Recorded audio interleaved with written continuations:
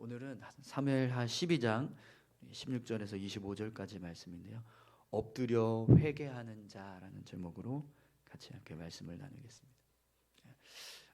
여러분 어제 말씀에서 다윗이 하나님께 회개하는 모습을 보면서 뭔가 좀 부족하다라는 그런 생각이 들었을 것입니다. 내가 여호와께 죄를 범하였노라라고 하는 말 한마디로 마치 회개를 다 끝낸 것처럼 그렇게 성경은 기록하고 있습니다. 그래서 과연 이 고백이 참된 회개의 모습이 될 수 있을까 이렇게 생각할 정도로 너무 이제 다윗의 이 회개의 고백이 너무 간단하고 너무 짧습니다. 그런데 오늘 이제 본문 말씀을 보면 다윗의 회개가 그렇게 그냥 말 한마디로 끝나는 회개가 아니었다라는 것을 알 수 있습니다. 오늘 본문을 보면 다윗은요 하나님께 금식하며 아이를 위해서 기도하는 모습을 보게 됩니다. 근데 이때 다윗은 정말 전심으로 하나님 앞에 자신의 죄를 회개하고 자복하는 시간을 가졌습니다. 밧세바와 부정한 관계를 맺고 낳은 아이가 하나님께 징계를 받아서 죽어가고 있는 모습을 보고 다윗이 하나님께 매달렸어요. 그때 다윗은요 단지 그냥 아이를 살려달라고 기도하지 않았을 겁니다. 하나님 앞에 철저하게 자신의 죄를 자복하고 또 회개하면서 참회의 기도를 드렸을 거예요. 하나님을 망각하고 업신여겼던 죄, 하나님 말씀을 어기고 생명을 경시했던 죄, 사악한 계획으로 또 신하를 죽음에 이르기까지 했던 그런 모습, 그런 악한 자신의 모습을 다 하나하나 고백하면서 회개하는 기도를 드렸을 겁니다. 그래서 여러분 오늘 본문 말씀을 보면 다윗의 기도가 얼마나 간절했는가를 알 수 있습니다. 우리 다윗이 어떻게 기도했는지 그 모습을 함께 보겠습니다. 16절 17절입니다. 다윗이 그 아이를 위하여 하나님께 간구하되 다윗이 금식하고 안에 들어가서 밤새도록 땅에 엎드렸으니 그 집의 늙은 자들이 그 곁에 서서 다윗을 땅에서 일으키려 하되 왕이 듣지 아니하고 그들과 더불어 먹지도 아니하더라. 아멘. 본문을 보면 다윗이 아이를 위해서 금식하며 밤새도록 땅에 엎드려서 기도했다 이렇게 기록하고 있는데요. 지금 한글 성경을 보면 우리가 보는 이 성경은요 그냥 이 모습이 어느 정도 이렇게 간절함으로 기도했는가 가늠이 잘 안 되는데요. 히브리 원문으로 보면 다윗이 정말 그냥 어떤 형식적인 그런 기도를 드린 것이 아니라 정말 하나님 앞에 자기 자신을 내려놓고 하나님 앞에서 회복하고자 하는 그런 간절한 모습으로 기도했다는 것을 알 수 있습니다. 히브리 본문을 보면 다윗이 금식하고라고 하는 이 문장을요 와이야 촘 다위드 촘 이렇게 쓰거든요. 촘이라고 하는 단어가 2번 들어가는데 왜 그렇게 하냐면 다윗이 금식을 금식했다 이렇게 지금 쓰거든요. 여러분 다윗이 금식을 금식했다 이게 무슨 뜻일까요? 금식을 하는데 그 금식을 정말 제대로 했다라는 거예요. 히브리인들 유대인들이 이스라엘 백성들이 하나님 앞에 금식할 때 어떻게 금식을 하냐면 굵은 베옷을 입고요. 재를 뒤집었습니다. 그리고 하나님 앞에 통회하면서 자복하는 기도를 드리는 거예요.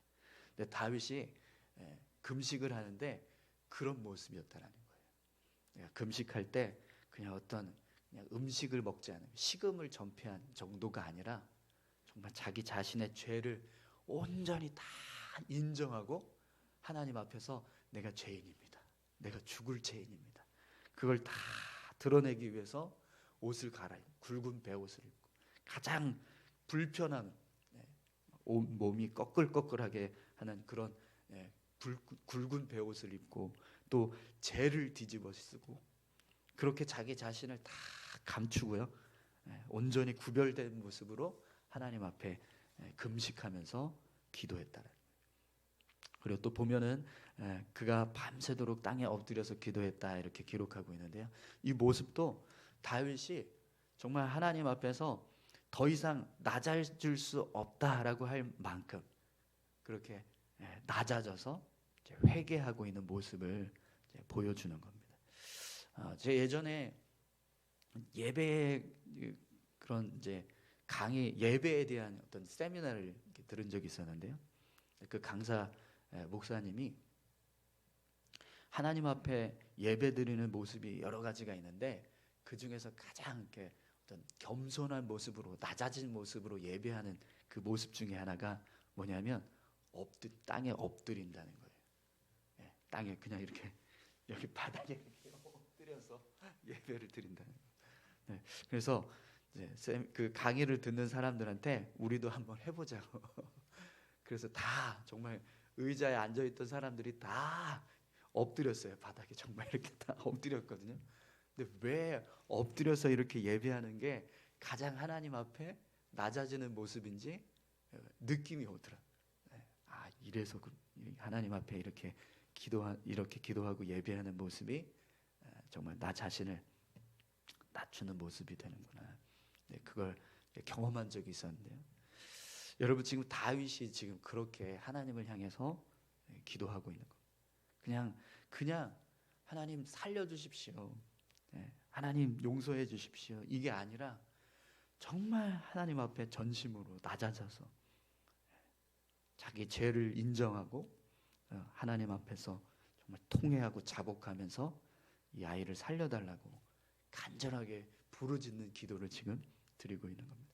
오늘 이제 본문 말씀을 보면 이 아이가 이래 만에 죽었다라고 되어 있는데요.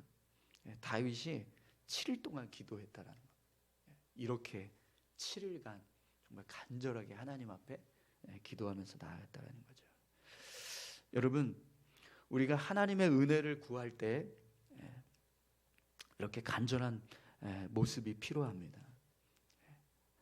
우리가 기도하는 것 조용히 기도할 수도 있고 또 묵상으로 기도할 수도 있고 또 이렇게 정형화된 글씨로 써서 기도문을 작성해서 기도하는 모습도 필요하지만 진짜 하나님의 은혜를 구할 때 정말 내 삶에 하나님의 은혜가 임하기를 소망할 때 그때 정말 우리가 하나님 앞에 진짜 간절하게 부르짖는 그런 모습들이 필요합니다. 어제 중보기도회 시간에도 제가 계속해서 이제 말씀을 드렸는데 중보기도 시간은요 정말 간절함이 필요한 시간입니다. 그래서 더 제가 이렇게 중보기도 할 때는 좀 이렇게 소리 내어서 기도하자고 막 강요를 하다시피 막 말씀을 드리는데요. 근데 정말 그런 모습이 우리에게 필요해요. 우리가 억지로라도 사실은 그렇게 부르짖어야 할 때가 있습니다. 특히 하나님의 은혜를 구할 때, 하나님의 도우심을 구할 때, 하나님의 역사를 구할 때 그런 모습이 필요합니다. 근데 너무 우리가 그냥 형식적인 모습으로 시종일과 똑같이 조용히 그냥 묵상으로 기도하는 그런 모습들을 좀 보는데 그런 모습들이 좀 바뀌었으면 좋겠습니다. 어떻게 하면 우리 교회 성도님들이 막 부르짖는 기도를 할 수 있을까? 지금 고민이에요. 어떻게 해야 되지? 매주 기도원을 가야 되나? 가서 기도원 가서 우리 다시 그 기도원에서 예배드렸던 그 모습을 좀 이렇게 다시 좀 회복해서 기도해야 되나 이런 생각도 지금 하는데 여러분 지금 미국의 켄터키주라고 하는 지역에 이제 에즈베리라고 하는 대학이 있거든요. 지금 그 대학에서 굉장히 놀라운 영적인 부흥이 일어나고 있다고 합니다. 24시간 동안 예배를 드리는데 그게 벌써 2주, 3주가 돼가고 있습니다. 어느 누구도 준비해서 이렇게 예배합시다라고 해서 그렇게 예배하는 게 아니라 그냥 다 같이 자발적으로 예배해야지라고 하는 마음이 들어서 성전에 모여서 예배하기 시작하고 그것이 계속해서 이 기도로 이어지고 회개의 역사로 이어지고 그렇게 지금 예배하는 그런 상황들이 벌어지고 있다고 그래요. 네. 이제 이 에즈베리 대학에서 이제 다른 대학으로 또 그 상황이 이제 옮겨져서 거기서 또 그렇게 예배하는 일들이 일어나고 있고 이제 그렇게 지금 어떤 성령의 역사가 나타나는 일들이 일어나고 있다는 거죠. 근데 그 모습 속에 보면 여러분 그냥 조용히 묵상하면서 기도하지 않는다는 거예요. 네. 분명히 하나님의 역사는 우리가 정말 하나님께서 역사하고 계시는가 알 수 있습니다. 분명하게 나타난다. 성령의 역사는요 아주 강력하게 나타납니다. 좀 바라고 소망하기는 우리 교회 안에 그런 영적인 부흥의 역사가 일어날 수 있기를 소망합니다. 성령님께서 정말 강력하게 역사하셔서 우리의 마음에 정말 불이 일어나는, 불이 붙는 것처럼 뜨거워지는 그런 귀한 은혜가 임하기를 소망합니다. 그런데 여러분 오늘 다윗이 이렇게 간절하게 기도했지만 하나님의 뜻이 돌이켜지지는 않았어요. 그래서 결국 아이가 7일 만에 죽게 됩니다. 우리 18절부터 20절까지 함께 보겠습니다. 이래 만에 그 아이가 죽으니라. 그러나 다윗의 신하들이 아이가 죽은 것을 왕에게 아뢰기를 두려워하니 이는 그들이 말하기를 아이가 살았을 때에 우리가 그에게 말하여도 왕이 그 말을 듣지 아니하셨나니 어떻게 그 아이가 죽은 것을 그에게 아뢰 수 있으랴. 왕이 상심하리로다 함이라. 다윗이 그의 신하들이 서로 수군거리는 것을 보고 그 아이가 죽은 줄을 다윗이 깨닫고 그의 신하들에게 묻되 아이가 죽었느냐 하니 대답하되 죽었나이다 하는지라. 다윗이 땅에서 일어나 몸을 씻고 기름을 바르고 의복을 갈아입고 여호와의 전에 들어가서 경배하고 왕궁으로 돌아와 명령하여 음식을 그 앞에 차리게 하고 먹은지라. 아멘. 모든 신하들이요 그 아이가 죽었다는 소식을 다윗에게 전하지를 못했어요. 네. 지금도 막 이 아이가 죽어가는 그 모습 때문에 다윗이 정말 간절하게 하나님 앞에 시금을 전폐하고 저렇게 간절히 기도를 하는데 이 아이가 죽었다는 소식을 들으면 얼마나 정말 크게 상심을 할까. 그게 염려가 돼서 이제 선뜻 아이가 죽었다는 소식을 알리지 못했습니다. 그런데 이 신하들이 수군거리는 모습을 다윗이 보고 아이가 죽었구나라는 걸 깨달았어요. 그래서 아이가 죽었느냐 묻고 신하들이 아이가 죽었습니다라고 이야기하니까 그때 다윗이 기도를 중단합니다. 여러분 왜 다윗이 기도를 중단했을까요? 하나님의 뜻을 인정했기 때문에 그렇습니다. 다윗이 더 이상 기도하지 않았던 것은요 하나님의 뜻을 거스르지 않기 위해서예요. 이 아이의 죽음은 하나님께서 정하신 어떤 징계의 어떤 결과예요. 다윗이 하나님 앞에 범죄했던 그 죄에 대한 어떤 징계로 내려진 모습이거든요. 그렇기 때문에 이 아이의 죽음은 하나님의 뜻에 의해서 이루어진 거예요.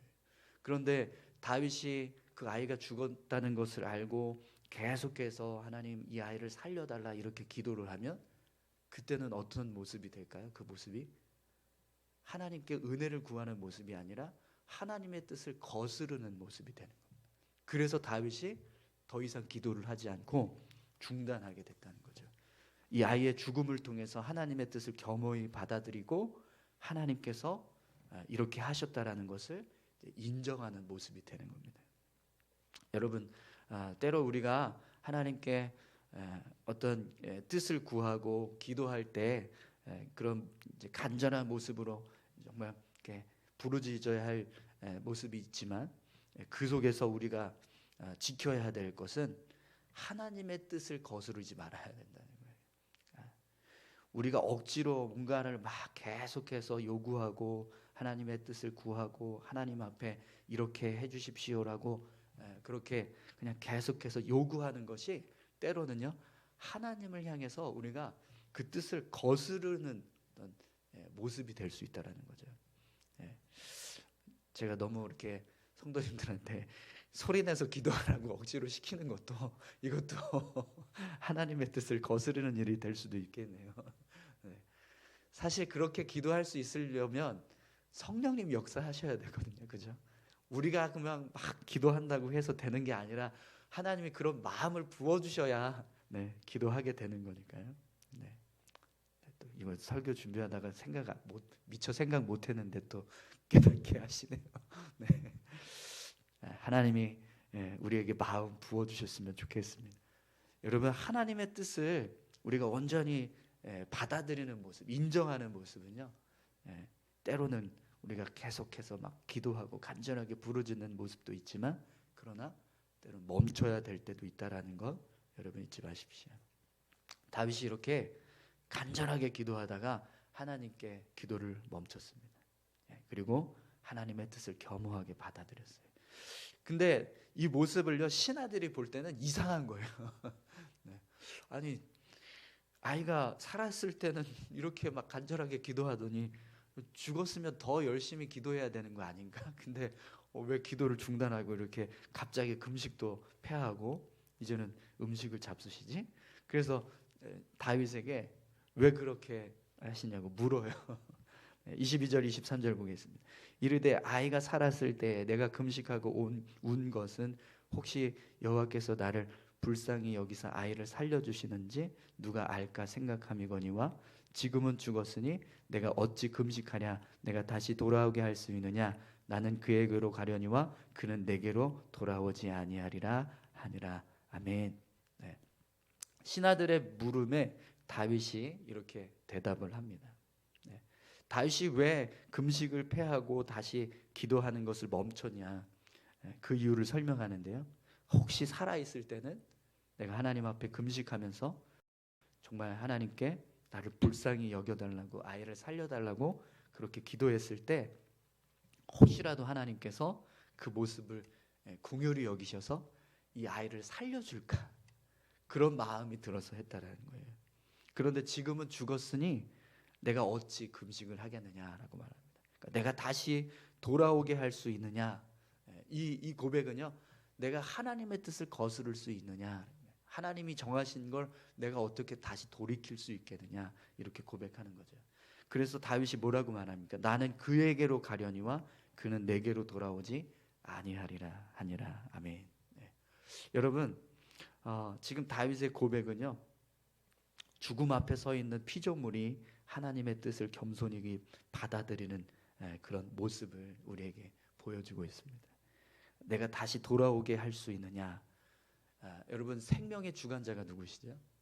하나님이십니다.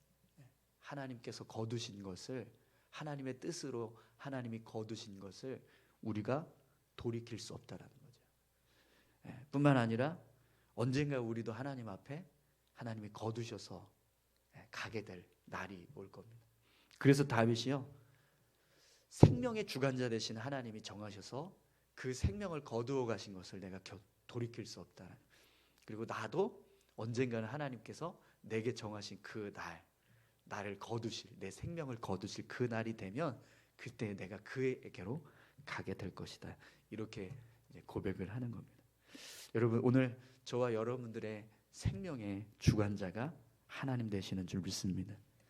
그 하나님이 거두셨다라고 한다면 우리는요, 더 이상 돌이킬 수 없습니다. 하나님의 뜻이기에 그 뜻을 돌이킬 수 있는 건 하나님의 은혜이지, 하나님이 하실 일이지만, 그러나 오늘 이 본문에서 이 아이의 죽음은요, 이미 하나님께서 정하신 겁니다. 그렇기 때문에 어떤 방법으로도 돌이킬 수 없는, 다윗이 그걸 그대로 다 받아들였습니다. 오늘 저와 여러분들도 그렇게 하나님의 뜻을 인정하고 받아들여서 하나님이 행하시는 일들에 대해서 우리가 정말 겸허하게 그 뜻대로 삶을 살아갈 수 있는 그런 귀한 모습이 있기를 소망합니다. 여러분, 때로 정말 우리가 하나님께서 행하신 일들을 온전히 그냥 받아들여야 될 때가 있습니다.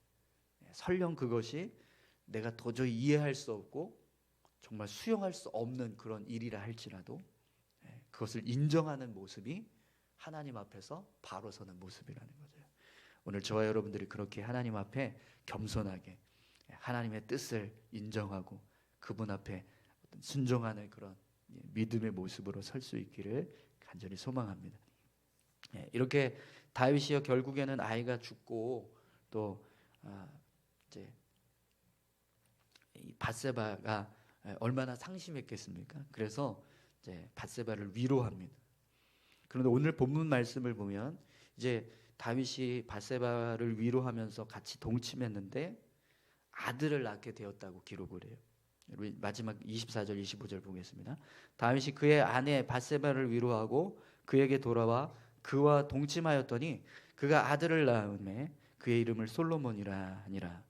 여호와께서 그를 사랑하사 선지자 나단을 보내 그의 이름을 여디디아라 하시니 이는 여호와께서 사랑하셨기 때문이더라. 아멘.